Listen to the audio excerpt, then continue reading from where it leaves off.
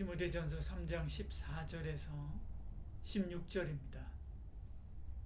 내가 속히 내게 가기를 바라나 이것을 내게 쓰는 것은 만일 내가 지체하면 너로 하여금 하나님의 집에서 어떻게 행하여야 할지를 알게 하리 함이니 이 집은 살아계신 하나님의 교회요 진리의 기둥과 터니라.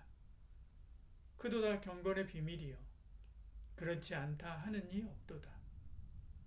그는 육신으로 나타난 바 되시고 영으로 의롭다 하심을 받으시고 천사들에게 보이시고 만국에서 전파되시고 세상에서 믿음 받으시고 영광 가운데서 올려지셨느니라. 아멘. 앞서 집사의 자격을 말씀한 바울은 이제 14절에 이 편지를 기록한 목적을 설명합니다. 그리고 15절에 디모데가 하나님의 집인 이 교회에서 어떻게 해야 할지를 가르치기 위함이다 라고 이렇게 말을 하지요. 15절에 내가 만일 지체하면 너로 하여금 하나님의 집에서 어떻게 행하여야 할지를 알게 하여 함이니 말씀합니다. 바울은 교회를 하나님의 집이라고 말합니다. 성경은 교회를 하나님의 집에 비유해서 표현한 것이 많습니다. 하나님을 아버지라고 부르고 그리스도를 남편이라고 부릅니다. 성도를 하나님의 가족이라고 부르고 서로를 형제, 자매라고 부릅니다. 그리고 천국을 아버지의 집이라고 하지요. 이처럼 교회는 하나님 안에 있는 가정 같은 곳입니다. 우리가 할 일은 주님 안에서 행복한 집을 만들어 가는 것이지요. 물론 영적인 싸움을 하는 하나님의 군대 같은 면이 있습니다. 하나님 말씀을 배우는 학교 같은 면도 있습니다. 세상에 빛을 비추는 등대 같은 면도 있지요. 가장 기본적인 것은 가정입니다. 우리는 가족입니다. 이것이 먼저입니다. 우리 교회가 이렇게 따뜻한 곳이 되기를 소원합니다. 15절 후반절에 이 집은 살아계신 하나님의 교회요 진리의 기둥과 터니라 말씀합니다. 하나님의 교회지요. 에클레시아입니다.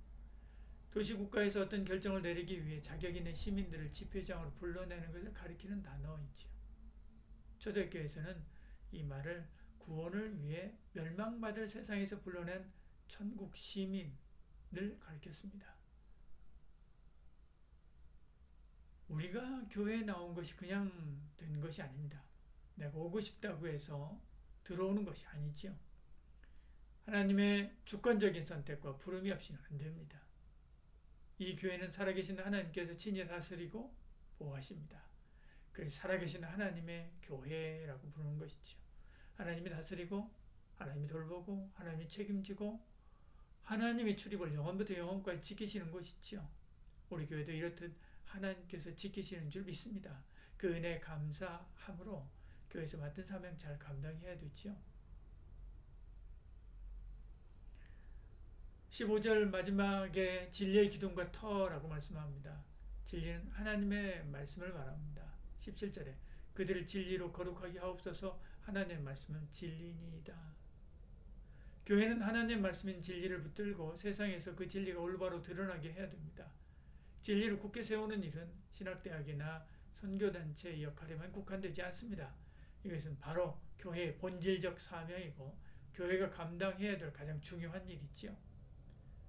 연구소에서 어떤 것을 연구했을 때 그것이 실현되도록 기업이 든든히 떠받는 것처럼 하나님의 말씀이 이 땅에 실현되도록 교회가 든든히 떠받치는 것이지요. 교회가 하나님 말씀을 실현하는 것입니다.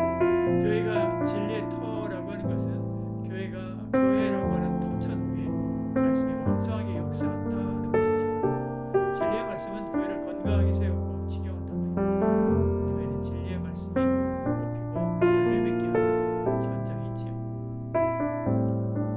16절에 바울은 디모데가 이러한 이 당연한 비밀을 깨달아 에베소 교회를 하나님께서 기뻐하시는 집으로 세워가게 하려고 이 말씀을 주셨다라고 말하죠. 이것이 우리 교회입니다.